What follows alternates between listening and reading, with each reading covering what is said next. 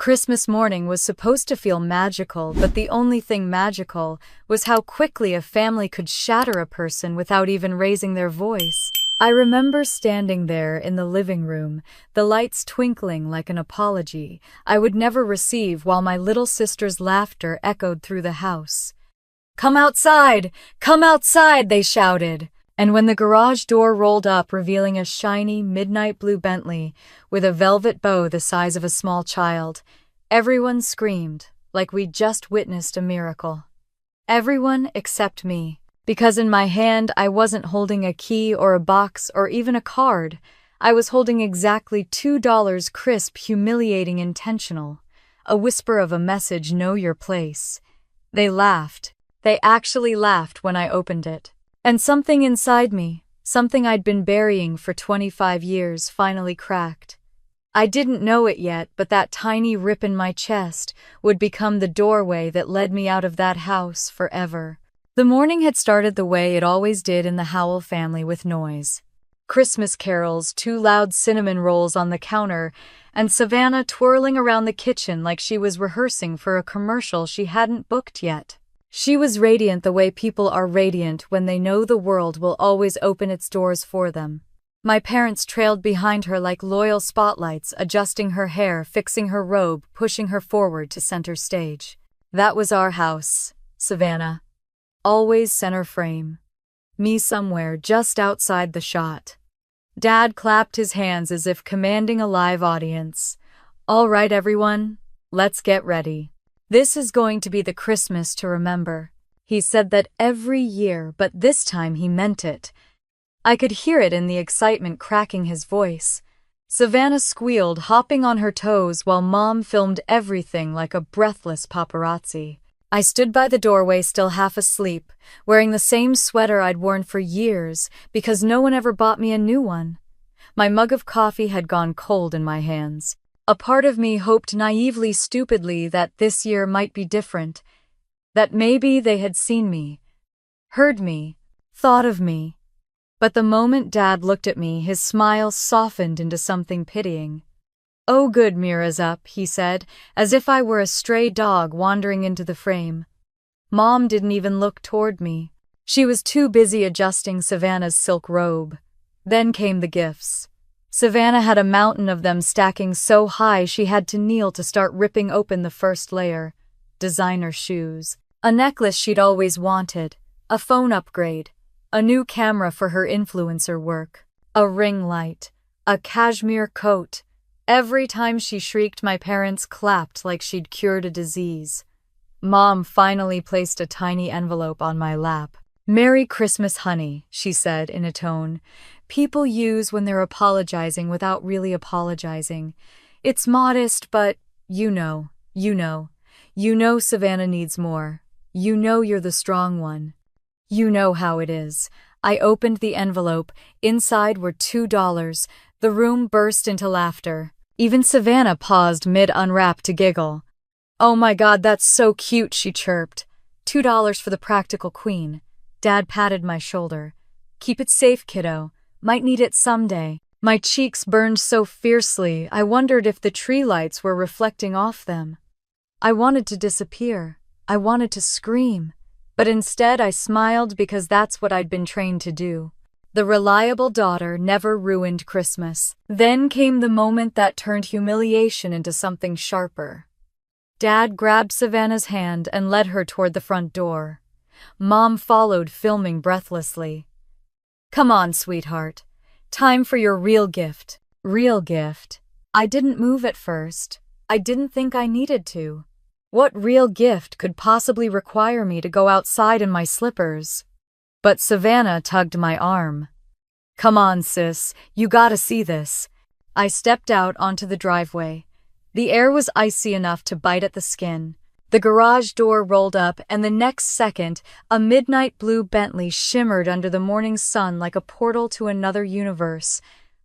Savannah screamed so loud the neighbors opened their curtains.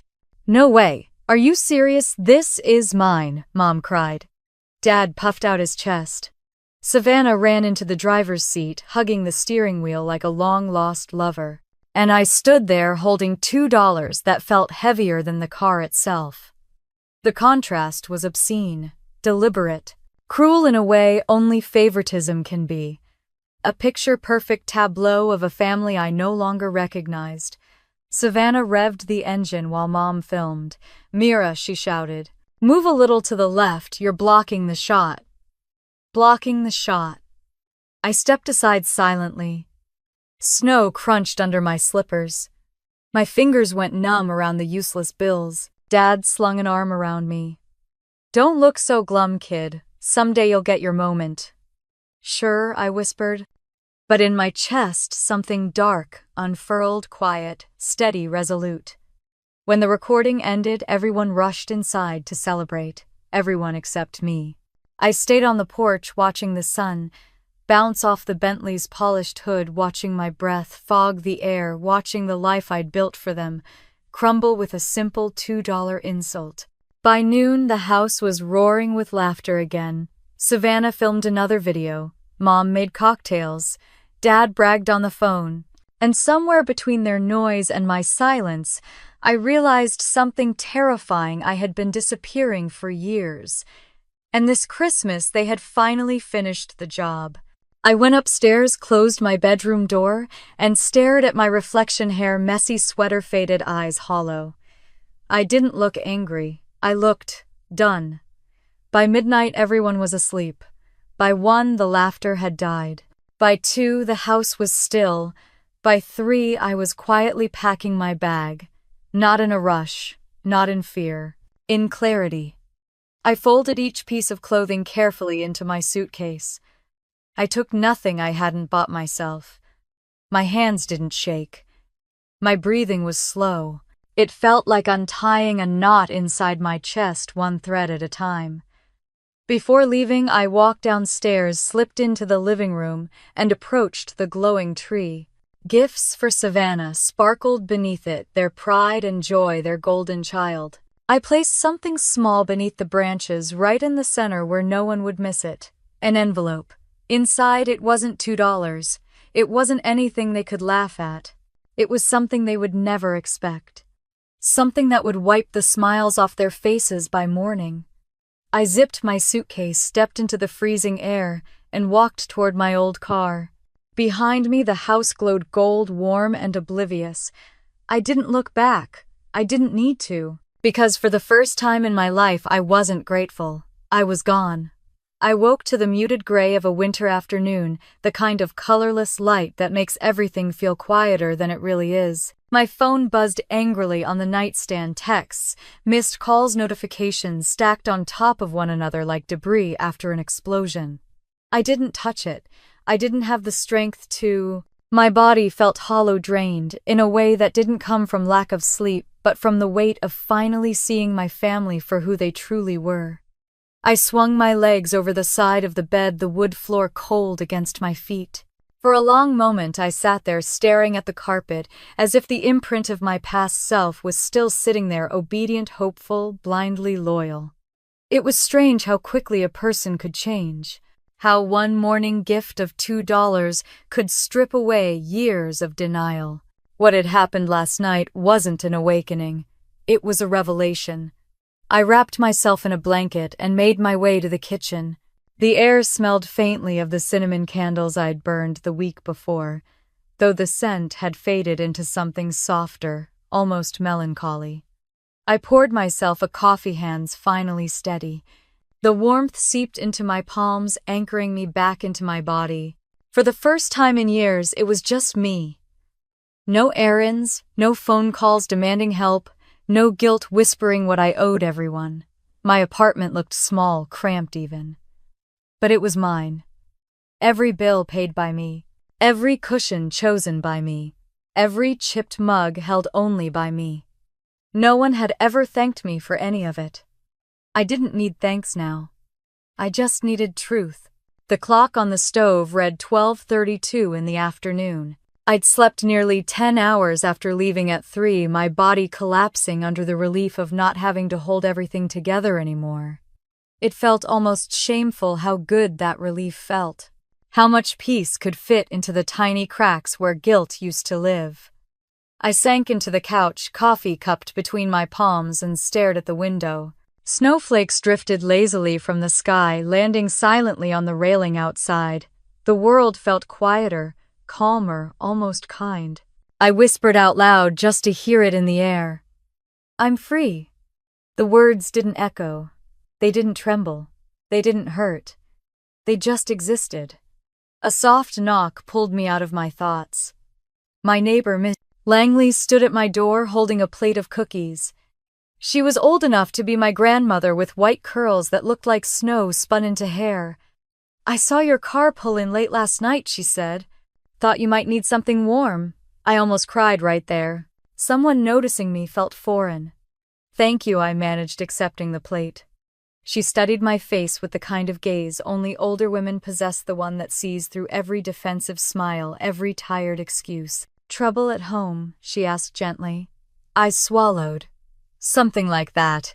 Well, she said, patting my hand, sometimes leaving is the bravest thing a young woman can do. Her words hit me with a force I didn't expect. I nodded because I couldn't speak. After she left, I sat at the table with the cookies untouched, thinking about the years I'd spent mistaking obedience for love. Thinking about all the times I'd been told Savannah needs more than you, as if my needs were optional. Thinking about how my role in the family had never been daughter, it had been insurance. Stability. A reliable backup plan they didn't have to appreciate to use.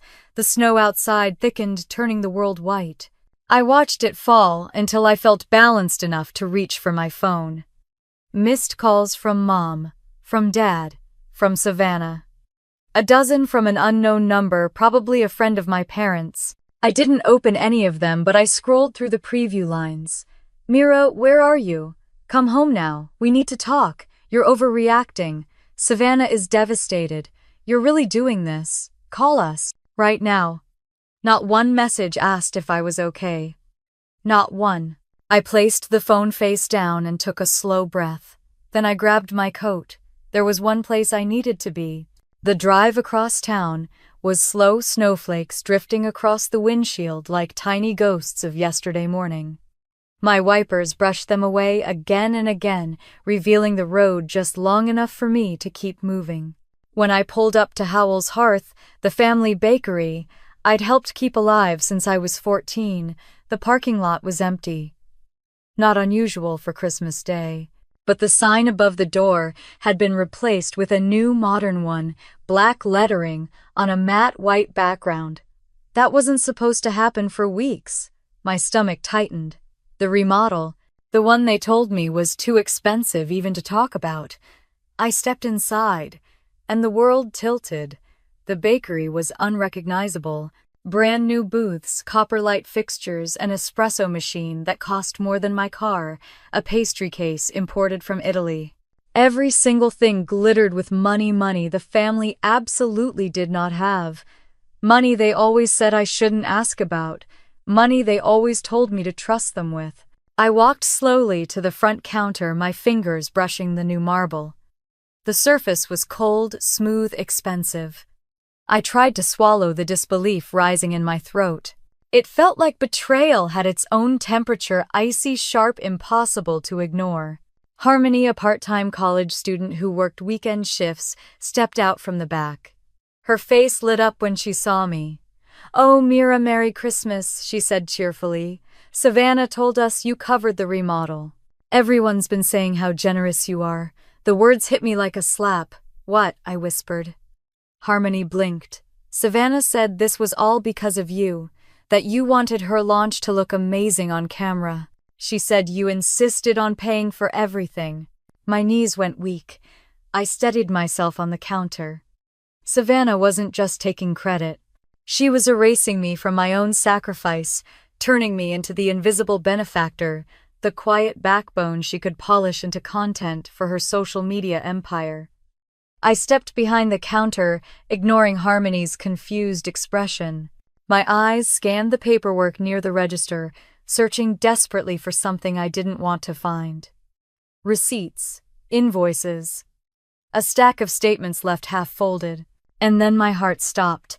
Paid via Howell's emergency fund, approved by Mira H., approved by Mira H. Approved by me, except I'd never seen these invoices, never approved them, never even knew about the emergency fund being raised.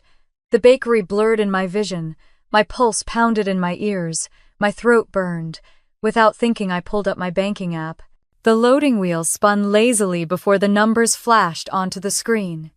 A withdrawal, another, a third, all within the last week. Thousands gone. A fresh entry the night before. Not long after I'd left the house, it read, launch prep, remodel payment. My breath caught. Launch prep, remodel, Savannah. It wasn't just favoritism. It wasn't just carelessness. It wasn't just emotional manipulation. It was exploitation. Are you okay? Harmony asked, her voice suddenly small. I tried to answer, but my voice broke before the words could form. I walked out of the bakery into the cold snow swirling around me. My breath fogged in the air, mixing with the frantic beats of my heart. The remodel wasn't a gift for the bakery. It was a stage, a spotlight, a platform for Savannah's future and a drain on mine. I leaned against my car, my hands shaking violently. This was bigger than $2. This was bigger than a Bentley. This was every year I'd worked, every paycheck I'd earned, every sacrifice I'd made, turned into a weapon used against me. I stared at the bakery, the shiny new facade gleaming beneath the snow, and whispered the question I'd been too afraid to ask my entire life. How long have they been doing this to me? The snow answered with silence, and deep down I already knew far longer than 3 years. The cold followed me all the way home, clinging to my coat, settling into my bones, whispering a truth I didn't want to hear. This wasn't a mistake. It wasn't a misunderstanding. It wasn't my family forgetting to tell me things. What I saw at the bakery this morning was intentional, calculated, practiced. The kind of deceit that doesn't happen overnight. It grows slowly, quietly, fed by the assumption that I would never notice, never question, never push back. I dropped my keys on the counter and sank onto the couch, my hands still shaking from the sight of my forged signature on the invoices. The remodeled cafe played in my mind like a nightmare. I couldn't wake from the Japanese marble countertop, the chandelier, the new seating, all of it shimmering with money they claimed not to have. Money I knew now had come from me. I opened my banking app again, even though I didn't want to, even though it made my chest tighten. The list of transactions stared back at me. 3 years worth of monthly transfers, emergency funds, little withdrawals, and then the big ones. The remodel totals. The Bentley deposit. And last night's launch prep payment. It was all there. Everything I'd been too tired, too trusting, or too conditioned to question. A loud knock startled me. I stood slowly, dread curling like a fist in my stomach. Mira, a familiar voice called. Not Mom, not Dad, worse, Savannah. I opened the door only because I didn't trust her to leave quietly. She stood there wrapped in a designer coat, sunglasses, and December hair, in soft waves that probably took an hour and 3 serums to perfect. Her cheeks were flushed from the cold or from entitlement. Hard to tell. There you are, she said, pushing past me before I could respond. God, your place is freezing. Do you not believe in heat? It works fine, I said. What do you want? She dropped her sunglasses onto my coffee table like she owned the room. You didn't answer any of my calls. No, I said, folding my arms. I didn't. She clicked her tongue, annoyed. Well, that's rude, especially after everything that happened this morning. My stomach clenched. What exactly happened? She sprawled onto my couch, scrolling on her phone. Oh, you know, the usual. I posted the Bentley reveal and it's blowing up. Like literally. It has 40,000 views already. Brands are already DMing me to congratulate me. It's wild. Of course. Of course, that was what she came here to talk about. And I said, and she continued, dramatically rolling her eyes. Someone commented asking if you were mad about the $2, which for the record was hilarious. I inhaled sharply. Savannah. She held up a hand like she was swatting away a fly. Don't be sensitive. You know Mom and Dad were joking. Were they? I asked quietly. because nothing about that felt like a joke. She slumped back into the couch. Fine, whatever. Maybe it wasn't our best moment, but honestly, Mira, you take things so seriously. Everything doesn't have to be some big emotional tragedy. I stared at her, studying the face of the girl I'd shared a childhood with. We used to sleep in the same bunk bed. We used to whisper secrets after lights out. When did she become this person? This stranger dressed in my sister's skin. Why did you come, Savannah? I asked. Really? She looked up from her phone. Mom's freaking out because you disappeared. And Dad wants you home tonight so we can all talk like adults. So they sent you to drag me back, I asked. She shrugged. Pretty much. I waited, quiet, unmoving. That's when she finally noticed something in my face, something raw, something she wasn't used to. Her expression faltered. What happened? She asked. Did someone say something to you? I laughed. The sound surprised both of us. It wasn't bitter. It wasn't hysterical. It was empty. Yeah, I said. Someone did. She frowned. Who you? I whispered. All of you. Her confusion deepened. Mira, what are you talking about? I crossed the room and picked up the printed invoices I'd brought back earlier, the ones with my forged approval, the evidence no one had intended me to see. You said I paid for the remodel, I said. You did, she replied defensively. I mean, you helped the family. Everyone knows that. I did not approve this. I shoved the invoices toward her. Savannah blinked at them like they were receipts for a meal she didn't remember ordering. That's your signature, she insisted. No, I said. It's not. Silence fell, and I watched it, the shift, the slow realization creeping across her face. As someone must, her voice wavered, finally cracking. Maybe Mom just filled it in because you were busy, or Dad thought don't make excuses. My voice was calm, too calm. You told your employees I paid for everything. You bragged about it. She swallowed hard. Because they said it was because of me. They said the launch needed to look amazing, so you agreed to let them use my money, I asked. Without asking me, her breath hitched. She opened her mouth, then closed it again. For the first time I saw something real flicker in her eyes. Not guilt, not regret, fear. Mira, she whispered. Mom said you'd be fine with it. She said you always are. She said you've never said no before. And that makes it okay, I asked. I didn't know, Savannah whispered, her voice shaking. I swear I didn't know they were forging anything. The sincerity in her eyes lasted a second. Then she added, besides, it's not like you're poor, Mira. You make way more than me, and I need a better environment to grow my brand. The remodel isn't just for me, it helps the whole family. There it was. The entitlement. The script. The justification. Savannah, I said softly, I saw the Bentley deposit. Her lips parted. The blood drained from her face. You paid for that, I asked. She shook her head violently. No, I didn't know they were going to use Mira. Listen, Mom said they had savings. Dad said stop, I said. Just stop. Tears filled her eyes, but not the honest kind. The kind she used on camera when she needed sympathy. I didn't ask for any of this, she whispered. Yes, you did, I said. You asked every time you pretended not to hear me. Not to see me. You asked every time you took what was mine, and let them call it generosity. You asked every time you acted like you deserved the world and I deserved scraps. She wiped her cheek with the back of her hand. So what, you're leaving us? Just like that, I inhaled softly. No, Savannah. I'm leaving the version of me that let all of you treat me this way. Her face twisted. They're going to lose their minds. Let them, I said. You're ruining Christmas. No, I whispered. You ruined me. I'm just rebuilding. For a moment she stared at me, really stared, as if seeing me for the first time. Not as the background character. Not as the bank account, not as the dependable, invisible sister, but as someone with a spine. Mira, please, she said quietly. If you leave, everything will fall apart. I picked up her sunglasses from my table and placed them in her hand. It already has, I said. She stood there, frozen, trembling shoulders, shaking as the truth finally caught up to her. And for once I didn't reach out to comfort her.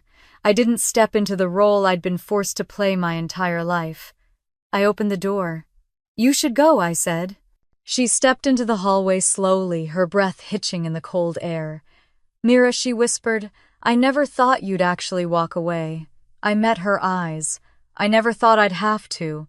Then I closed the door not on her, but on the life that had never been mine to begin with. By the time Savannah's footsteps faded down the hallway, the apartment felt colder than it had when she first barged in. I stood still for a long moment, my hand pressed against the door. I just closed, my pulse drumming in my ears. The silence felt different now, not peaceful, not comforting. It felt like the quiet that happens right before an avalanche where the ground is still, but everything underneath is shifting, cracking, preparing to fall. I forced myself away from the door and walked toward the kitchen table, where the invoices from the bakery still lay scattered like evidence in a courtroom. My name, my forged signature, my bank account, all weaponized against me.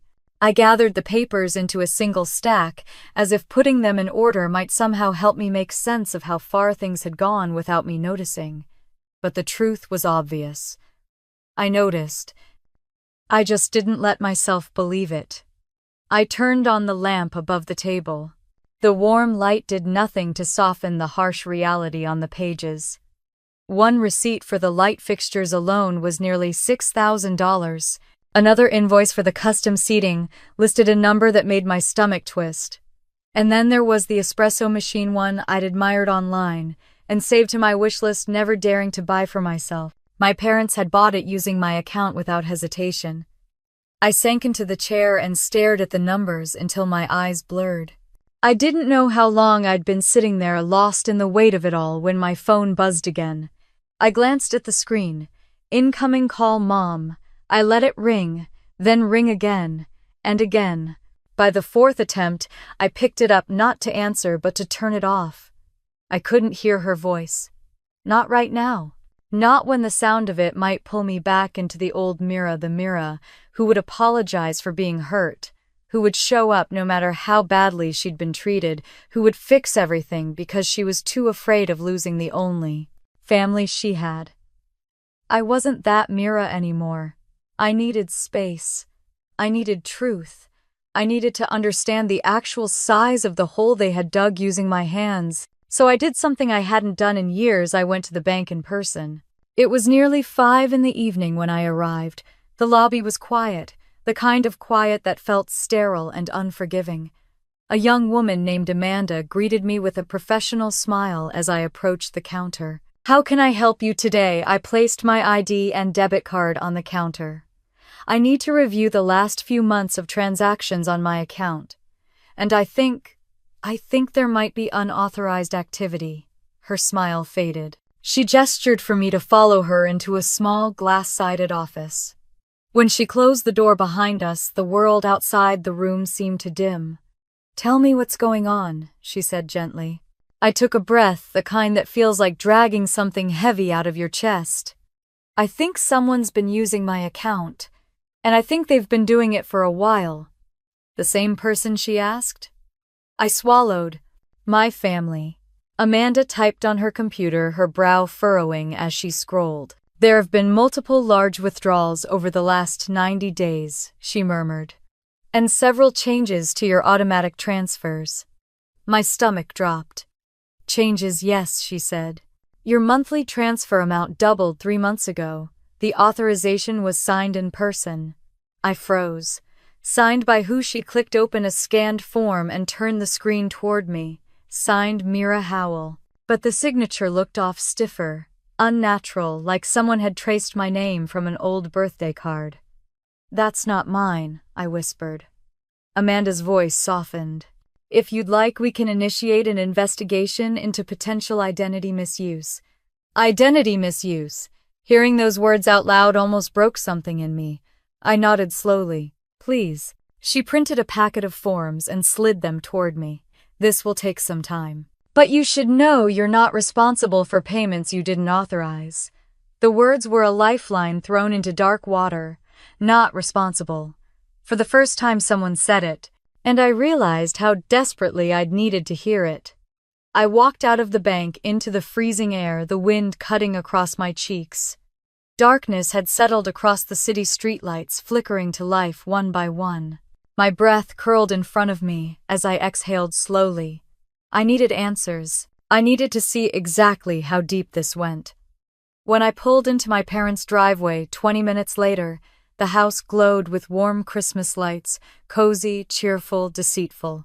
The contrast between the pretty exterior and the truth beneath it made me feel something close to nausea. I stepped inside without knocking. Mom was sitting at the kitchen table with a mug of tea, her expression twisting from worry to irritation the moment she saw me. "There you are," she said, standing abruptly. "Why on earth didn't you answer your phone? You had us worried sick." I held up the stack of invoices. "Why did you sign my name on these?" She blinked. "What are you talking about? Don't lie to me." My voice cracked not from weakness but from holding too many splintered emotions in one place. "You used my account. You forged my signature. You let Dad take out loans in my name. You told Savannah I funded the remodel." Her face tightened. "Okay," she snapped, folding her arms. "First of all, lower your voice. Secondly, you're overreacting. We didn't forge anything, we just filled in for you." "Filled in for me," I repeated. "On a financial document. On a loan. On a remodel contract." "You're making this sound dramatic," she said sharply. "We did what was best for the family. You weren't available. You're always so busy with your job." "Busy paying your bills," I said. A muscle in her jaw twitched. "You're acting selfish, Mira." The word hit like ice water. "Selfish," I whispered. "After everything I've done," she scoffed. "Oh, don't start with that. You've always had opportunities, Savannah didn't. You're the stable one, the responsible one. You can afford to help." "Help," I said. "I didn't help. I was used." She stepped closer, voice lowering into that tone she used when she wanted to guilt me into obedience. "We're family. Family supports each other." "No," I said quietly. "Family doesn't exploit one person until she breaks." The kitchen went still. Mom opened her mouth but no words came out, and that was when the front door opened and Dad walked in with Savannah behind him. He took one look at my face and the papers in my hand and sighed as if I were a child throwing a tantrum. "What's this about now?" he asked. "Your daughter is upset," Mom said tiredly. "She thinks we forced her into things." Dad looked at me with exasperation. "Mira, you need to calm down. You're blowing this out of proportion." "Proportion? A Bentley, a remodel, fraud, loans, years of being drained."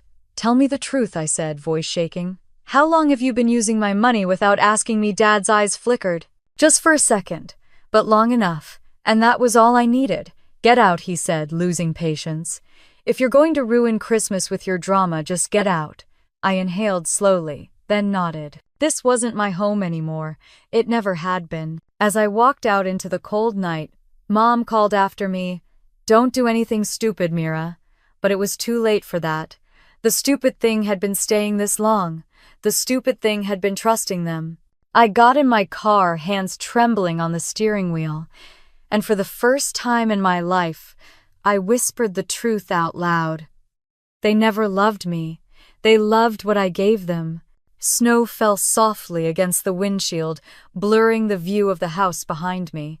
I didn't look back. The morning after that confrontation felt like waking into someone else's life, one where nothing familiar felt safe anymore. Snow had piled against the window overnight, soft and deceptively peaceful, the kind of winter blanket that muffles sound and makes the world look gentler than it is. I sipped lukewarm coffee at my kitchen table, staring at the invoices again, as if the ink might rearrange itself into a confession, an explanation, a reason that didn't bruise. But no matter how many times I read them, the truth stayed the same.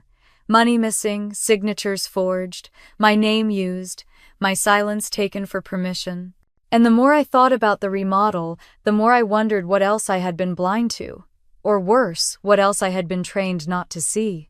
I grabbed my coat and keys and walked out the door before I could talk myself out of it. If the bakery was remodeled top to bottom without my knowledge, then the truth wasn't in my head, it was inside those walls. And I needed to see for myself how deep the betrayal went. The sky was a sheet of white heavy, with snow yet to fall. Howell's hearth sat at the corner of Rowan Street, looking like a glossy magazine version of the place I'd worked in since I was a teenager. The gold lettering on the new sign gleamed even in the dim winter light. It didn't look like the bakery I grew up in. It didn't look like the place I used to sweep floors and refill coffee cups. It looked expensive, curated, Instagrammable. It looked like Savannah. Inside, the smell hit me immediately. Not the familiar scent of yeast and cinnamon I'd inhaled for years, but something sharper and artificial. A trendy coffee aroma meant to impress influencers.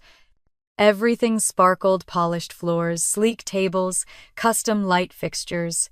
Even the pastry case looked like it belonged to a different tax bracket. And none of it, not one square inch, had been discussed with me. I wasn't prepared for how much that hurt. I made my way behind the counter, heart tapping at my ribs like it was trying to escape. The cash drawer held fresh receipt piles, new ordering sheets, vendor invoices. I reached for the stack closest to the register. And then I froze. Paid via Howell's emergency fund, approved by Mira H., approved by me. Approved without me. A cold wave rolled through me. My vision tunneled. I wasn't imagining it. I wasn't being dramatic. They were using my name, my credit, my money. Harmony burst through the back door just then, her cheeks pink from the cold. "Oh, morning, Mira," she chirped, brushing snow off her apron. "You're early. Just..." Looking around, I said, my voice thinner than I meant it to be. "It's beautiful, right?" she beamed. "Savannah told everyone you made this happen. She keeps saying none of it would have been possible without you. Honestly, you're kind of a legend around here. Legend. Invisible legend. The backbone of a business I didn't even know I was paying for." Savannah said that, I asked quietly. "Oh yeah," Harmony said. "She said you wanted the remodel to match her brand aesthetic." So thoughtful. My stomach lurched. Her brand. Yes, Harmony laughed. "Didn't you know she's planning a full launch party here in a few weeks? Photo shoots, live streams, everything." She said this remodel was step one. I felt something inside me tear, not loud, not violent, just a quiet rip of understanding. The bakery wasn't being remodeled for the business. It was being remodeled for Savannah. For her content, her image, her future, my role. The silent investor. The funding source. The strong one who never asked questions. I set the receipt down before my hands could shake more visibly. "Thanks, Harmony," I murmured and slipped into the back office. The room was cleaner than I'd ever seen it. New shelves labeled bins, a fresh coat of paint. But the trash bin in the corner was overflowing, crumpled papers sticking out like little white flags of surrender. Something in me whispered to look, and for once I listened to that voice instead of silencing it. I reached into the bin, pulling out the top layer of crumpled documents. Most were discarded drafts, packing slips, vendor notes. But then I found it. A contract. Thick paper, heavy print. The heading read Howell's Hearth 2, New Location Agreement. My breath caught as I smoothed it out. Owner Savannah Howell, financial backer Mira Howell, amount $48,000, initial investment status approved. I staggered back a step. The room dimmed, sound dulled, and for a second I thought I might faint. This wasn't a remodel. This was an expansion. A whole new bakery. A whole new branch. A whole new business, funded by me. Without my approval, without my knowledge, without my consent. I stared so long at the contract that the words blurred.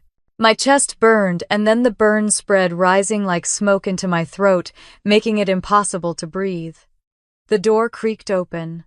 "Mira," I turned to see my father standing there, coat still dusted with snow. His eyes flicked from the papers in my hand to my face, and something like annoyance, not guilt, not shame, crossed his expression. "What are you doing here?" he asked. I held up the contract. "What is this?" he sighed, as if I were a problem employee instead of his daughter. "You weren't supposed to see that yet." "You weren't supposed to sign my name," I shot back. He closed the door behind him. "Mira, calm down." "Don't," I said. My voice shook, but the words came out steady. "Don't tell me to calm down." He pinched the bridge of his nose. "You're blowing this out of proportion. We're a family. We help each other. Savannah needed a leg up, and you've always been in a better position financially because I've worked," I said. "Because I've built everything I have, and we're grateful," he said sharply. "But Savannah is the future of this family. Her brand is growing. She's the one who can bring attention to the bakery. And I'm what I asked." The wallet, he didn't answer. That silence told me more than any lie he could have invented. I pushed past him into the front of the bakery, the air thick and suffocating. Harmony looked up from the counter, startled, but I didn't slow down. I walked straight out into the snow, the cold slapping my face like truth finally waking me. My car felt a mile away. My heartbeat was too loud. My lungs too tight. Everything inside me was screaming, "Get out! Get out! Get out!" By the time I reached my car, I couldn't feel my fingers. I leaned against the door, closing my eyes, breathing hard. The remodeled bakery stood behind me like a monument to every year I let myself believe love looked like loyalty without boundaries. A monument I had paid for. A monument built on my silence. "How much of my life did they take?" I whispered into the falling snow. No one answered. But I finally knew the truth. Whatever was hidden under the surface of my family's struggles, whatever lies had been carefully covered with holiday smiles and shiny Bentleys, this remodel was only the beginning. The silence after my meltdown in the bakery wasn't peaceful. It was the kind that pressed against my ribs like a vice. I drove home with the heater on full blast, but the cold inside me wouldn't thaw. Snow blurred the windshield, turning the whole world into white noise. By the time I parked outside my building, my hands were still trembling on the steering wheel. I sat there for a long moment, watching my breath fog the glass, replaying my father's voice calm and dismissive, like what I'd discovered was an inconvenience rather than a betrayal. "Savannah is the future of this family. You're blowing this out of proportion. We help each other." Help! Such a simple word for what they'd taken. I forced myself out of the car and into the apartment. The moment the door shut behind me, the tightness in my chest snapped. I sank onto the couch, elbows on my knees, hands over my face. The tears didn't come, not yet. The anger was too hot for crying. My phone buzzed. I didn't need to look to know who it was. "Mom." I let it ring until it stopped. Then it buzzed again. "Savannah." And again, "Dad." Finally, I turned the phone off and tossed it onto the kitchen table. I needed space. I needed clarity. Most of all, I needed proof, because truthfully, I didn't trust myself to rely only on anger. I'd spent my whole life explaining away their bad behavior, softening the edges of every slight. If I didn't document what I'd found, I knew I'd start second-guessing myself again. So I went to the bedroom, pulled out a binder, and began. Invoices. Bank statements, emails I'd skimmed too quickly the first time, old texts from Dad that seemed harmless then and horrifying now. I printed everything, highlighted every transaction, noted every suspicious overlap in dates between emergency expenses and Savannah's luxury posts. 30 minutes in, I found something I'd missed the first time: a forwarded receipt for custom leather seats. Not for a Bentley. For a Bentley customization. Color pearl white. Interior stitching gold. Cost enough to pay my rent for months. The timestamp 3 days before Christmas. My hands stilled. My throat tightened. The room felt colder. I whispered into the quiet. They planned the Bentley while telling me they couldn't afford flour. But the paperwork, as damning as it was, wasn't enough. I needed to know what else was hiding in that bakery, what else they'd signed in my name.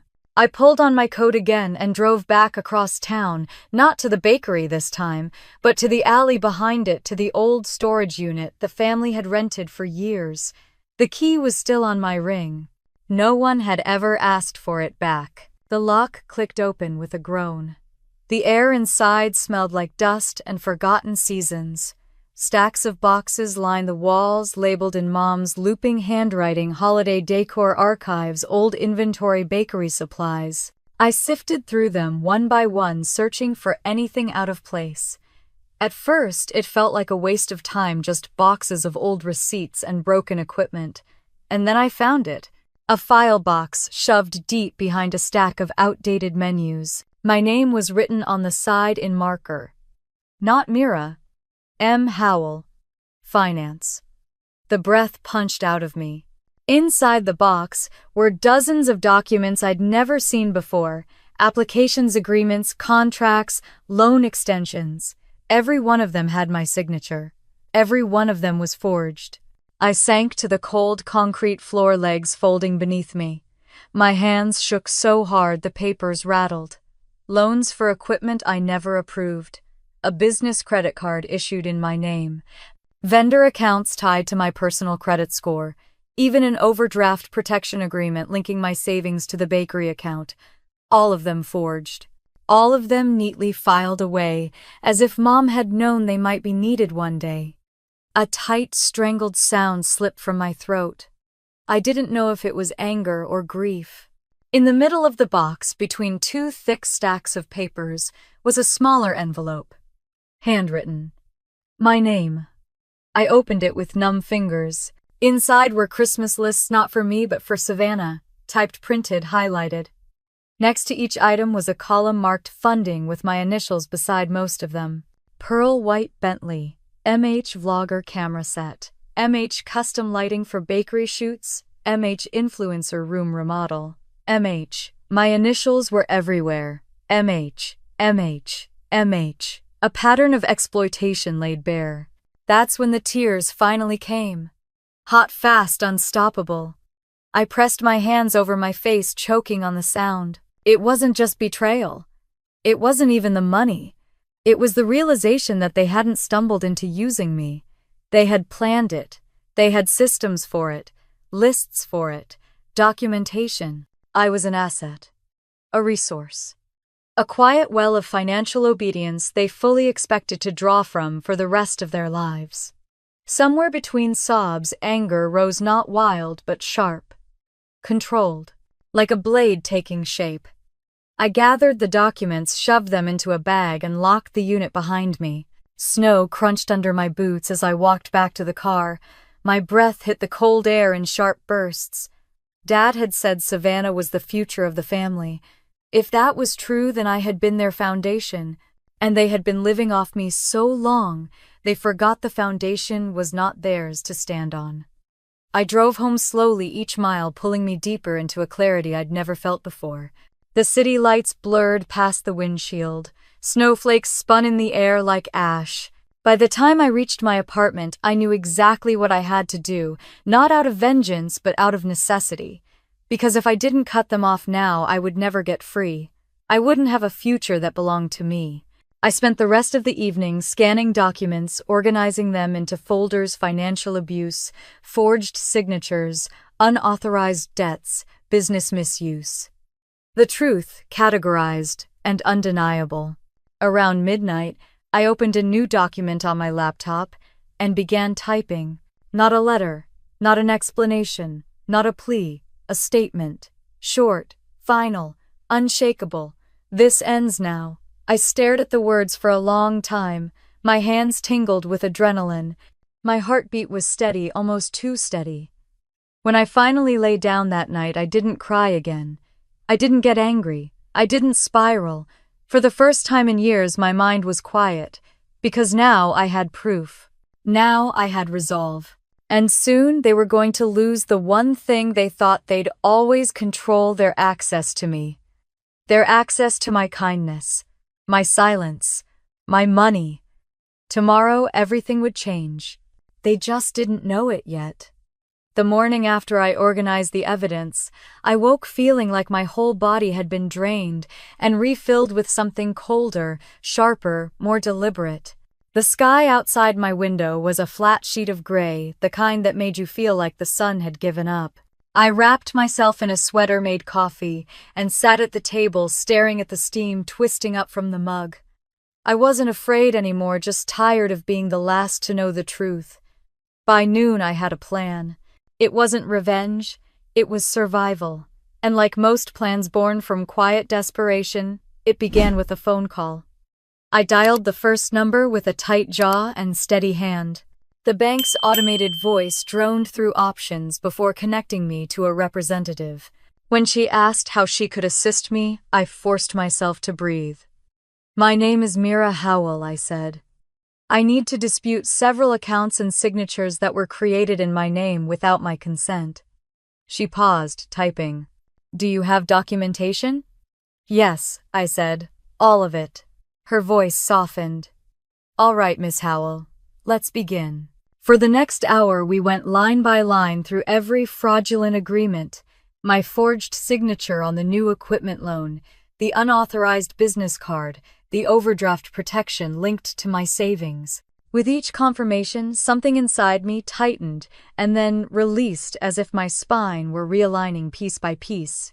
When she said, "These will be flagged for investigation," I exhaled for the first time in days. Next, I called the county business office about the unknown expansion permit, then the vendor accounts, then the credit bureau. By the end of the afternoon, I had taken back more control in 5 hours than I had in 5 years. But the hardest part was still ahead. I had to face them. Not in person, I wasn't ready for that, but with a message they couldn't twist or interrupt or drown out with excuses. So I emailed them. A single message addressed to Mom, Dad, and Savannah. Subject: final notice. My fingers trembled once, then stilled. I wrote, "All financial agreements under my name have been revoked.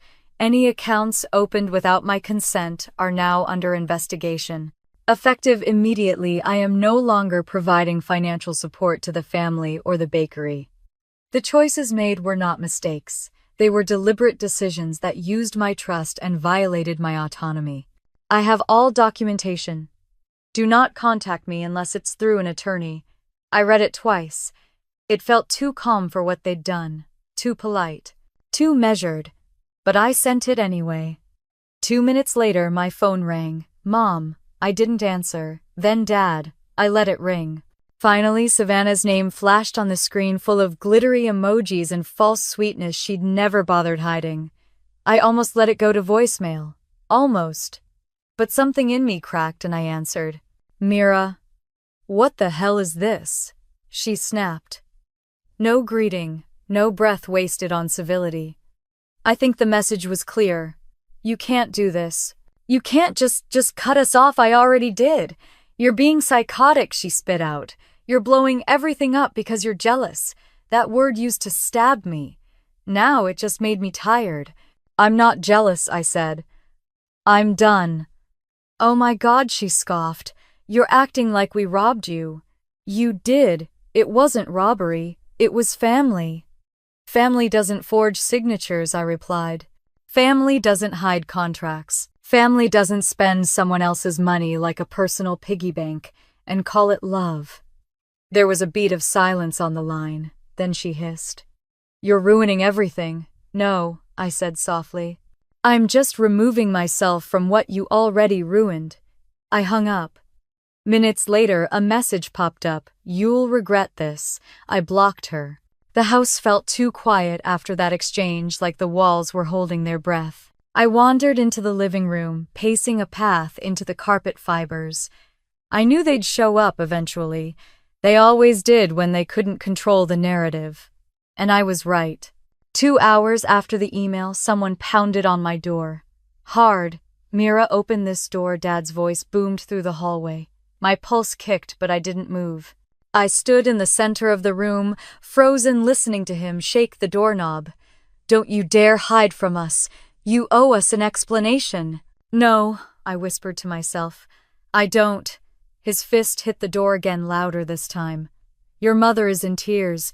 Savannah's having a panic attack. You can't do this to us, Funny. They'd been doing it to me for years." "Open this door." I stepped closer, close enough to see his shadow under the frame. My voice came out steadier than I expected. "Go home. There was a long silence, then a low, dangerous growl. "You think you're better than us," he said. "You think your money makes you special." "My money was never the problem," I replied. "Your entitlement was." He cursed under his breath and pounded the door one last time. Then, silence. For a long moment, I thought they might be waiting, testing my resolve, but eventually I heard footsteps retreating down the hallway. A door slammed. A car started. Tires spun on snow. I didn't cry. I didn't collapse. I didn't crumble under the weight of their anger. Instead, I walked to the kitchen, poured a glass of water, and sat at the table with the scanned documents spread out like a map of every line I'd finally drawn. For the first time, I didn't feel like the villain in their story. I felt like the woman stepping out of it. As the hours passed and night settled over the city, a strange, quiet calm wrapped itself around me. It wasn't peace, not yet, but it was the closest I'd ever come to it. By the time I went to bed, one truth pulsed like a heartbeat beneath my ribs: I hadn't destroyed the family. I had finally stopped letting them destroy me, and tomorrow the storm they were brewing would come. But this time, I wouldn't be the one drowning in it. The storm didn't hit all at once. It arrived in waves, first confusion, then anger, then something uglier, something desperate. By the next morning, I woke to an inbox full of messages that read like a family unraveling thread by thread. I didn't open any of them at first. I just stared at the screen, letting the weight of their words sit untouched like a tray of food brought to someone who'd already lost their appetite. Outside, snow was melting into slush, dripping steadily from the roof in soft, irregular taps. It felt like the world was thawing while my family was freezing over with panic. I finally opened Mom's first message. "Mira, sweetheart, we need to talk. I don't understand why you're doing this. Your father is distressed. Savannah is upset. Please call us. You're scaring me." The next one came an hour later. "You don't mean those things. Families have misunderstandings. Let's clear this up before it gets worse." And then another. "I'm begging you, don't escalate this. It will ruin us." Ruined. That word again. They had ruined nothing of mine, not anymore. That morning, with a steady mug of coffee in my hands, I scrolled through each message with a growing sense of clarity. Then I saw Dad's. "This is betrayal. We trusted you. I didn't raise you to be like this." I set my phone down as if it were hot. They still weren't seeing it. They couldn't see that for the first time in years I wasn't acting out of guilt or fear. I was simply choosing myself. By noon, my phone buzzed again, this time from an unknown number. I hesitated before answering, expecting another plea or threat. Instead, a calm voice introduced himself as a representative from the bank. "Miss Howell, we're calling to confirm the fraud investigation is underway. We'll need you to complete an affidavit and provide the documents you mentioned." "I have everything ready," I replied. "Good," he said. "We'll also be freezing the implicated accounts until our review is complete." The words washed over me like warm water. Freezing the accounts. The bakery accounts. The messy, stitched-together financial web they'd built using my name. I thanked him and hung up. My breath trembled not with fear, but with a strange, cautious relief. Only an hour passed before the first explosion arrived. This time the message came from Savannah. "What did you do?" I didn't answer. She called immediately. I didn't pick up. I paced the apartment, heart pounding, waiting for the next hit like a soldier bracing for artillery. It came 10 minutes later, another message, this one longer, frantic. "The bank just called. They froze everything. The Remedel funds. The vendor accounts. Dad is going crazy. They said you filed fraud. They said you have evidence. What are you doing?" I sat on the couch and let the words sink in. For the first time, I felt the scale of what they had been doing behind my back. The bakery wasn't just remodeled, it was financially drowning, and I had finally cut off the oxygen. My phone buzzed again. "Mom, Mira, honey, please answer. We didn't think it would go this far. Your father is calling every bank and lawyer we know. Savannah is having a breakdown. You've put us in a terrible position. Talk to us." I typed slowly, deliberately. I told you not to contact me unless it was through an attorney. I hit send and blocked her. My hands shook afterward, not from doubt, but from release. Years of swallowed resentment had finally sharpened into a spine. The rest of the day passed in a blur of dull light and rising tension. I couldn't focus on work. I couldn't read. I couldn't stop walking from window to window. I wasn't scared of what they would do next, I just knew I would not go back to who I was. Around sunset, a knock rattled my door, loud, sharp, impatient. I froze. My heart slammed against my ribs. Then I heard her voice. "Mira, I know you're in there, Savannah." I closed my eyes for a moment, then stepped quietly to the door, resting my forehead against the wood. She knocked again. "Open the door. Don't be a coward." Her voice cracked on the last word. "I'm leaving if you don't open. I swear to God." Her voice wobbled. She wasn't angry, she was unraveling. "Please," she said softer now. "Please open the door." I stayed silent. After a long pause, I heard her slide down the door, her back hitting it with a soft thud. "I don't understand why you'd do this," she whispered. "We're family. You could have just talked to us." My throat tightened. Talk, I had talked. For years. They just never listened. She kept going, voice unspooling like thread. "Dad said you're punishing us. Mom keeps saying you're unstable. The bakery is shutting down. Everyone online is talking about us. People are saying you're the reason everything is falling apart." I closed my eyes. That last part wasn't surprising. When people lose their scapegoat, they panic. Then Savannah said something that made my pulse spike. "Dad said the expansion contract is invalid now." He looked like he was going to throw up. "You ruined everything." Ruined everything. Again. Everything I had ruined was built on my stolen foundation. Outside the door, she sniffled.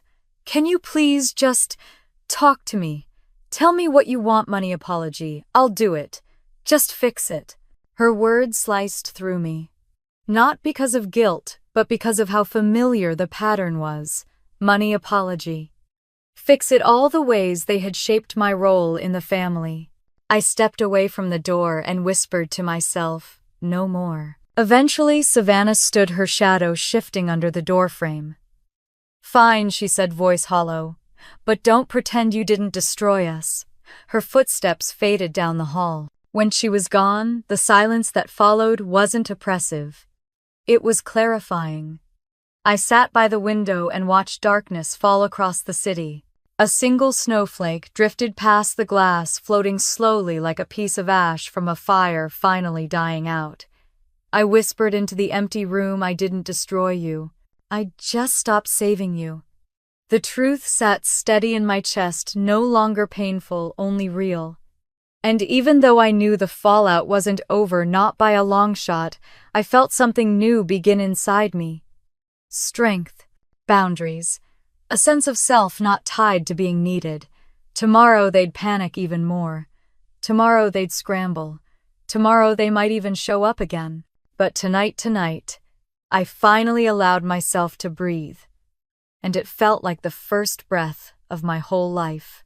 The days that followed felt strangely quiet, as if the world had taken a breath and was holding it, not in peace but in anticipation. I kept waiting for the next blow, the next email, the next knock at my door. But after Savannah's meltdown in the hallway, everything went silent. Not peaceful silence, tense, charged, like the moment before glass shatters. I tried to return to normal life. I went to work, made coffee in the mornings, even forced myself to read a book at night. But the quiet had weight. It sat on my chest, reminding me that my family wasn't done, not by a long shot. The bakery accounts were frozen. Their remodeling money was gone. The expansion was dead. Savannah's influencer income was suspended, pending investigation of financial misconduct. They weren't going to let that stand. On the third morning, as I stepped into my apartment hallway with a bag of trash, the neighbor 2 doors down poked her head out. "You doing okay, honey?" she asked. I blinked, surprised. "Yeah. Why?" "Well," she said, lowering her voice, "you had a visitor last night. A loud one. Looked like your mama. She was crying. My stomach dropped. Crying pacing outside your door for almost 10 minutes, the woman said. I was about to call security. I froze in the hallway, trash bag dangling from my fingers. I hadn't heard anything. I'd been asleep. Or maybe I'd trained myself not to hear anymore. I thanked her quietly and went back inside, checking the peephole. Nothing. Just the vague shape of snowy footprints leading away. I didn't know whether to feel relieved or afraid. By noon, I found my answer. A letter sat in my mailbox. No stamp, no postmark, just my name written in my mother's handwriting. My chest tightened as I carried it inside. The paper was soft around the edges, as if it had been held too tightly or for too long. I opened it slowly. Mira, I don't understand why you're doing this to us. Your father is sick with worry. Savannah hasn't slept. The bakery may close and we will lose everything. You're our daughter. You've always been our strong one. Please stop this before it ruins us for good. We never meant to hurt you. We just needed help. We thought you understood that. Please come home and talk to us. Love, Mom. I read it twice, then set it on the counter. My hands were steady. My heartbeat wasn't. Because the letter wasn't an apology. It wasn't accountability. It was fear wrapped in manipulation. A plea wrapped in guilt. The same old song written on new stationery. Come home. Fix this. Save us. Again. I closed my eyes and took a long breath. I wasn't going home. Not now. Not ever in the way they expected. That evening, I went to meet a friend for dinner, a rare choice, since I'd spent so much of my adult life forfeiting my own plans to rescue my family. But that night, sitting in the warm glow of a quiet restaurant, I actually let myself relax. For about 20 minutes. Then I looked up and saw my father standing outside the restaurant window. His coat was too thin for the cold. His cheeks were red, whether from wind or fury I couldn't tell. He spotted me the moment I spotted him. His jaw tightened. He turned and walked through the door. My breath caught. Mira, he said, voice scraping the air. My friend looked between us, alarmed. Is everything? I'll handle it, I whispered. Dad stepped to the table. He wasn't shouting, not yet, but his eyes were burning. You filed fraud charges against your own family, he said, each word sharp and clipped. Do you understand what you've done? Yes, I said calmly. You're destroying us. I'm protecting myself. He laughed, a bitter, humorless sound. Protecting yourself from your parents, your sister, yes. You are ungrateful, he snapped. After everything we've done for you, I stood pushing my chair back. Everything you've done for me ended years ago. Everything since then I did for you. He slammed his hand on the table, making the glasses rattle. The entire restaurant went silent, eyes turning toward us. My friend flinched. I didn't. Sit down, he hissed through clenched teeth. You're making a scene. No, I said steady. You are. His face twisted, something between anger and disbelief. You think you can walk away from us, from your obligations? I can, I said. And I have. He leaned in until I could smell the cold on his coat. If the bakery goes under, he whispered. If we lose the house, if Savannah's career collapses, this will be on you. No, I said softly. It will be on every choice you made that led here. He stared at me for a long second, searching for some crack, some weakness, some opening to wedge guilt into. Something he could use to reel me back in. But there wasn't one. I'd closed them all. Finally, he straightened. You'll regret this, he said, voice flat. I already regret not saying no sooner. He didn't reply. He just turned and walked out of the restaurant, coat flaring behind him like a warning. I stood there long after he left, heart pounding against my ribs. My friend put a hand on my arm. Mira, that wasn't okay. I know, I whispered. You need space from them. I have it, I said. Now, I need to keep it. That night, back in my apartment, I sat on the floor with my back against the couch, letting the silence settle. Not heavy this time, just present. Then with slow, methodical motions, I blocked my father's number. Then my mother's. And finally, Savannah's. 3 names. 3 burdens. 3 doors closed. I stared at my phone afterward, waiting for guilt to flood in like it always had. It didn't. Instead, a quiet certainty filled me. A strange peace, delicate but real. This was the moment I finally understood something I'd never let myself believe before. I didn't owe them my life, just because they gave me theirs. And for the first time, the future didn't feel like something I was responsible for saving. It felt like something I was allowed to claim. Tomorrow the fallout would deepen. Tomorrow the bakery's closure would hit the news. Tomorrow their panic would turn into desperation. But tonight I had taken back my silence, my boundaries, my strength, and I wasn't giving them up again. By the time the bakery shut down, the news had already spread across Pinebrook like wildfire. Small towns love 2 things more than anything: pastries and gossip, and now they had only one left. My name wasn't mentioned in the articles, but the comments didn't hesitate to speculate. It was strange reading them, some calling me a hero, others a villain, but none of them knowing the truth. I didn't check on my parents or Savannah. I didn't drive past the bakery. I didn't follow any local forums. I simply went on with my life, as if I had never belonged to theirs. The quiet was still strange, but no longer suffocating. It felt earned, but karma has its own timetable, and when it comes fast. 2 weeks after my confrontation with Dad at the restaurant, I woke to an email from the county court system. Notice of pending legal action. My stomach twisted as I opened it. My father had filed a petition against me. I sat, frozen fingers hovering above the trackpad as the words burned into my mind. They were accusing me of fraud, of sabotaging the bakery, of intentionally harming the family business, filing the investigation they forced me into, claiming emotional distress and financial losses. I stared at the screen, unable to breathe for a moment. It was the kind of document that could ruin someone if they were unprepared. But I didn't panic.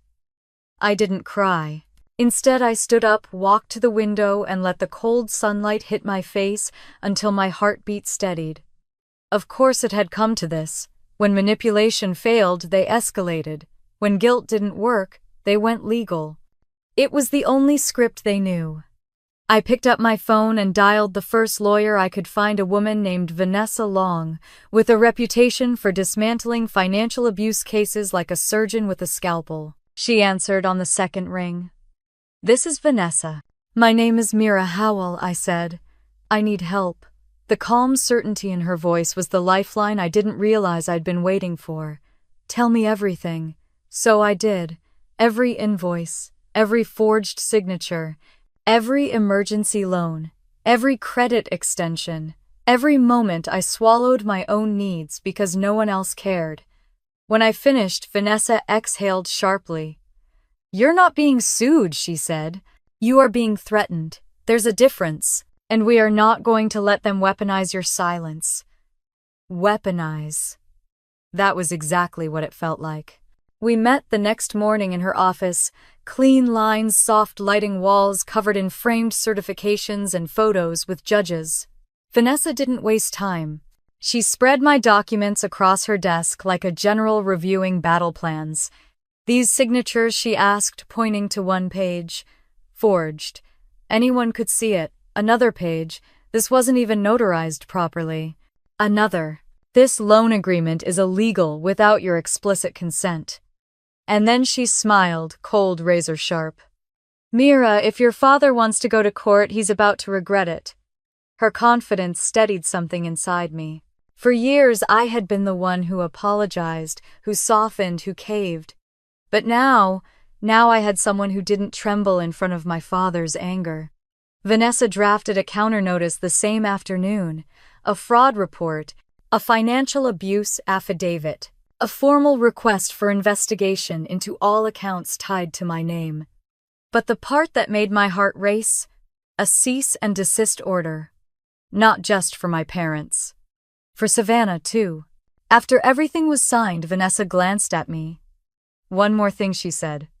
"Stay off social media tonight." Why? Because people who lose control often try to regain it publicly. She was right. That evening, as I curled onto my couch with a blanket and a cup of tea, I got a notification from a friend. "Have you seen this?" She sent me a link to Savannah's livestream. I pressed play. Savannah sat in her bedroom ring light, glowing mascara streaking her cheeks. She wasn't crying, she was performing. "My sister," she said to her audience of thousands, "destroyed our family. She froze our accounts. She's suing our parents. She's letting the bakery go under.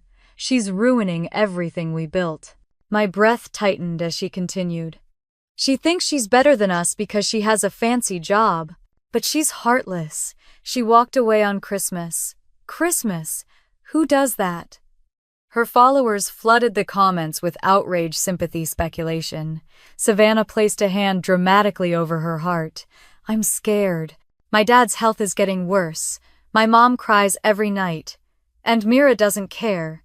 She doesn't care about us at all. The performance would have fooled many people, but not me, not anymore." I watched the video until the end. She slumped forward, whispering, "I hope she sees what she's done." I closed my laptop. I felt no guilt, no shame, only clarity. Savannah was terrified of losing her brand, of losing her money, of losing control, just like my parents. And fear makes people lash out. The next day, the case escalated. My lawyer received a furious call from theirs. Threats flew. Demands piled up. They wanted me to drop everything. They wanted the accounts reinstated. They wanted the bakery back. They wanted my silence. Vanessa didn't flinch. "My client will not negotiate with people who committed fraud," she said calmly. "If you want to proceed, we proceed." A final silence came over the call, heavy, defeated. Then their lawyer spoke quietly. "Let us regroup." Vanessa hung up and looked at me. "They're crumbling." It certainly looked that way. Within days, the bakery officially announced its closure. Local headlines flared. Sponsors dropped Savannah entirely. Rumors spread that the house was going up for sale. And my parents, they disappeared. No more emails, no more letters, no more calls, just silence. A real silence this time. Not angry, not manipulative, not charged, just empty. For the first time in my life, my family was not chasing me. They were dealing with the consequences they had created. One cold evening, I stepped out onto my balcony and let the winter air sting my cheeks. Below me, the city lights glimmered like scattered stars on concrete. My breath fogged in front of me as I whispered to no one, "I'm free." Not from them entirely. Not yet. But free enough to breathe without guilt. And that was something I had never felt before. Tomorrow would bring more fallout. More fear from them. More strength from me. But tonight, in the crisp air of a quiet city, I let myself believe it. I had survived the storm. And now I was stepping into something new. The snow had just started falling again the morning I realized something in me had fundamentally shifted. Not because the legal storm had passed, not yet, but because for the first time in my adult life, I woke up without dread sitting on my chest. No buzzing phone, no frantic voicemail, no guilt waiting like a loaded weight beside my bed. Just quiet, soft, almost gentle. I stretched under the blankets and let the silence settle in. It felt unfamiliar, like wearing someone else's coat, but it fit. Slowly, it began to feel like mine. I made coffee, opened the curtains, and watched the world outside soften under a thin sheet of snow. Pinebrook always looked better in winter. Clean. Slow. Reflective. I spent the morning reading a book I hadn't touched in months. A real book with pages soft from years of use. The kind I used to love before my life became one long emergency response to everyone else's needs. 2 chapters in, I realized I hadn't checked my phone once. I didn't want to. Around noon, I grabbed my coat and stepped outside. The air was sharp, the kind that wakes you instantly. I walked through town past the florist, the old library with the cracked stone steps, the quiet bakery that was no longer mine to save. Halfway down Maple Street, someone called my name. Mira. I turned and saw her Mrs. Halpert, my old neighbor from childhood. The woman who used to bring us gingerbread cookies every December and complain about the squirrels eating her tulips. She approached with careful steps, bundled in a wool coat far too big for her. I heard about everything, she said gently. You holding up okay? I offered a small smile. I'm getting there. She patted my arm, warm and maternal, in a way my own mother hadn't been in years. Families are complicated, she murmured. Sometimes love changes shape, sometimes it breaks, but sometimes it grows back into something stronger. Give yourself time. I nodded, though I wasn't sure I believed in the growing back part yet. As I continued walking, I found myself at the edge of Pinebrook Park. The playground was empty, swings swaying lazily in the cold. I sat on a bench and let the wind sting my cheeks. People passed, mothers pushing strollers, a group of teens throwing snowballs, an elderly couple walking in perfect rhythm. Life was going on. Mine too. That realization felt like a breath of warm air. I didn't notice the woman approaching until she was already standing a few feet away. My pulse skipped. Savannah. No makeup, no ring light glow. No curated expression. Just my sister in a cheap puffer jacket, hands shoved into her pockets, eyes red from crying or exhaustion, or maybe both. Can I sit? She asked. I hesitated, then nodded. She lowered herself beside me with a sigh that sounded too old for her age. Mom and Dad don't know I'm here, she said quietly. They don't really know what to do anymore. I stayed silent. I'm not here to fight, she added, voice barely above a whisper. I needed to talk to you without everyone watching. Snowflakes drifted around us, landing softly on her hair. I watched the live stream, I said finally. She winced, shame rippling across her face. I deleted it. After thousands saw it. I know, she swallowed hard. I said a lot of things I shouldn't have. That's an understatement. She let out a broken laugh. Yeah. We sat quietly for a moment, breath fogging in the cold air. I was angry, she said, and scared. The bakery closing, the sponsors, leaving Mom crying every night. It felt like everything was falling apart. And blaming you was easier than looking at what we had done. We, I repeated, raising an eyebrow. Savannah looked down at her hands. I knew, she admitted. Not everything, but enough. Dad said you wouldn't mind. He said you were successful and you didn't need the money as much as we did. Mom said you understood, and I didn't want to question it because I benefited from it. Her voice cracked. I'm sorry, Mira. I really am.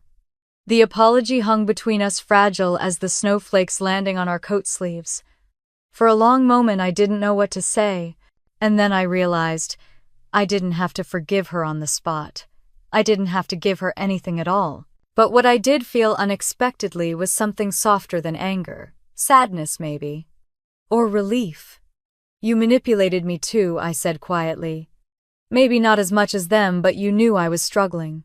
You knew I was covering every bill they threw at me. She nodded, tears gathering in her eyes. I knew something was wrong, but every time I tried to ask Mom, she'd tell me I was being dramatic, or she'd say I was jealous of you. She wiped her face with her sleeve. Truth is, I think I was. You always seemed so put together, responsible, like you never needed anything from anyone. I did, I whispered. I just didn't know how to ask. She exhaled shakily. I'm starting over now. I got a job at the grocery store deli. It's not glamorous, but it's honest. I'm not taking money from anyone. I studied her face. Not the influencer mask, but my sister's real face. Young, scared, trying. Good, I said. She nodded. Mom and Dad, they're living with Aunt Elaine for now. Mom keeps talking about selling the house. Dad's still angry. But they're not blaming you anymore. They're blaming themselves. I didn't know how to react to that. The image of my father blaming himself didn't fit easily in my mind. They want to see you, she added gently. Not to ask for anything, just to talk. I don't know if I'm ready, I admitted. That's okay, Savannah said. You can take your time. We fell into silence again, watching the snow swirl across the empty playground. After a long moment, she stood. I should go. But Mira, yes, thank you, she said, voice trembling. For walking away. It was the only thing that made us finally wake up. I watched her leave, her boots crunching through fresh snow, her figure fading into the pale winter haze. When she was gone, I leaned back on the bench and closed my eyes. I didn't forgive everything. I didn't forget everything. But something inside me loosened, not forgiveness exactly, more like space. Space to heal. Space to choose. Space to breathe. I stayed there until my fingers grew numb, then walked home slowly, each step grounding me more firmly into my own life. That night I sat by the window with a cup of tea, and for the first time in a very long time, I wrote in my journal, not about pain, not about betrayal, but about possibility. A new chapter was forming in front of me, and for once, I wasn't writing around my family. I was writing for myself. Tomorrow, I knew, would bring a choice, one that might reshape everything again. But I no longer feared that choice. Because whatever came next, I finally knew my life was mine to decide. The morning I finally agreed to see my parents arrived with a soft gray sky, the kind that made the whole world feel like it was holding its breath. I woke with a strange calm in my chest, steady quiet, almost unfamiliar. It wasn't forgiveness, not exactly. More like readiness. I had spent months rebuilding myself piece by piece, boundary by boundary. Now, for the first time in years, I felt strong enough to face the people who had once convinced me that strength was the same thing as sacrifice. I got dressed slowly. A warm sweater. Dark jeans. Boots steady enough for winter sidewalks. I didn't wear makeup. I didn't tie my hair into anything neat or impressive. I didn't need armor. Not anymore. At noon, Savannah texted me the address of the apartment where our parents had been staying. A small one-bedroom above Aunt Elaine's garage, nothing like the big house they'd lost. I stared at the message for a long moment before putting on my coat and stepping outside into the cold. The drive took 20 minutes. I counted every breath as the road curved past old storefronts and frozen fields. When I pulled into the driveway, my hands tightened on the steering wheel. The apartment looked smaller than I expected. Humble, tired. Not unlike the version of them I'd seen unravel over the past months. Savannah opened the door before I knocked. Her eyes softened when she saw me. "They're in the living room," she whispered. I stepped inside. The place was dim. A small lamp glowed in the corner, casting a warm light over mismatched furniture and boxes stacked in the hallway. My mother sat on the couch, hands clasped tightly in her lap. My father rested in an armchair beside her. His shoulders slumped, his expression worn in a way I'd never seen before. For a moment, no one spoke. Then Mom stood slowly, as if unsure whether she had the right to approach. "Mira," she said, her voice trembling. "Hi, sweetheart." I stayed still, my feet rooted to the carpet. Dad cleared his throat. "Thank you for coming." I nodded. "I didn't come to fight," I said quietly. "But I'm also not here to pretend nothing happened." They both nodded, almost in unison. Mom gestured stiffly to the couch. "Sit, honey. Please." I hesitated, then sat on the far cushion. Savannah perched on a dining chair near the wall, as if she didn't know where she belonged in all this. Dad spoke first. "We messed up," he said simply. No anger, no defensiveness, just the truth. "I messed up most of all. I let things get out of hand. I made choices I convinced myself were for the family, but really, they were for convenience." Mom nodded quickly, tears filling her eyes. "We were wrong, Mira. About so much." Dad continued, his voice rough. "I didn't see you, not the way a father should. I saw what you could provide, what you could fix, what you could carry. And I got used to it. We all did. I felt a tightness in my chest, but not the old pain. This was something else. Recognition. I kept telling myself you were strong enough," he said, voice cracking. But that wasn't strength. That was neglect. Mom pressed a hand to her mouth as tears spilled down her cheeks. "We hurt you," she whispered. "We made you feel alone in your own family. And that's something I can't take back." I swallowed hard. I needed boundaries. I needed to breathe. And every time I tried to say no, you made me feel like I was betraying you. Mom nodded, sobbing. Dad stared at the floor. Savannah's voice trembled as she spoke. "We didn't think you'd ever walk away. I think that's why we pushed you so far." Dad let out a breath, a shaky, defeated sound. And it took losing everything to realize what we had done. The silence that followed was thick, heavy, but not suffocating. "Not this time," I exhaled. "I'm not coming back to who I was," I said softly. "I can't. I won't." Dad nodded. "And we won't ask you to." Mom wiped her cheeks. "We want to know you, not what you can give us, just you." The simplicity of that sentence cracked something open inside me. A door, maybe. A window. A beginning. "I don't know what our relationship will look like," I said truthfully. "But I'm willing to try." Mom reached for my hand, hesitated, then let her fingers fall back to her lap. "Thank you," she whispered. "That's more than we deserve." We talked for nearly 2 hours. About therapy they'd started, about the bakery's closure, about Dad's health improving, about the smaller life they were learning to live, about the guilt they were finally facing, about the daughter they hoped they could rebuild something with. And slowly, gently, I let my guard come down, not all the way, but enough to allow air to flow between us again. When I finally stood to leave, Mom walked me to the door. She didn't hug me. She didn't beg me to stay. She just whispered, "We love you, and we're sorry." As I stepped out into the cold afternoon snowflakes brushing my coat, I felt something lift a weight I'd been carrying since childhood. One I didn't need anymore. I drove home with the windows cracked open just enough to let fresh winter air rush in. Pinebrook felt different now. Not like a trap, not like a burden. Like a place with a past mine tangled but real, and a future I could now shape on my own terms. That night, I lit a candle, opened my journal, and wrote, "I didn't leave to punish them. I left to find myself."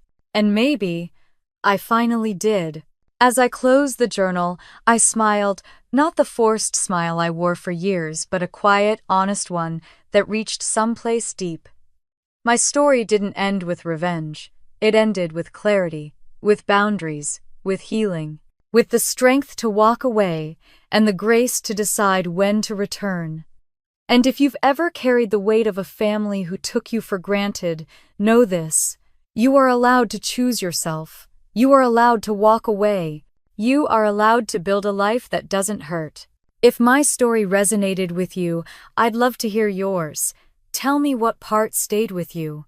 Don't forget to like the video, share your thoughts in the comments, and subscribe for more stories about finding your voice, reclaiming your power, and choosing peace over pain.